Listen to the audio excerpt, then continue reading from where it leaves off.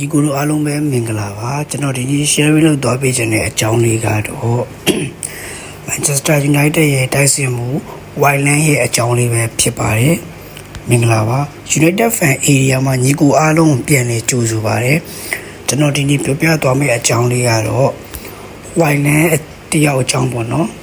Wildland ကိုအဓိကအခုချင်းကပ်နေတာက Inter Milan အသင်းဖြစ်ပြီးတော့ Inter Milan အသင်းဟာသူတို့ရဲ့အဓိကပြစ်မဲ့ကစားသမားလူတော်မှ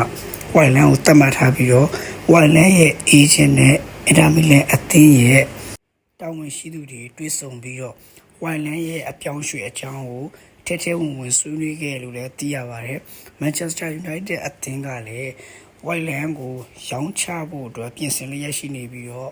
Brentford တိုက်စစ်မှုအမ်ဘူမှုကိုခေါ်ယူဖို့လည်းပြင်ဆင်နေရလို့လည်းသိရပါတယ်ဒီအပြောင်းရွှေ့ကရောညီကိုတို့ဘယ်လိုမြင်လဲ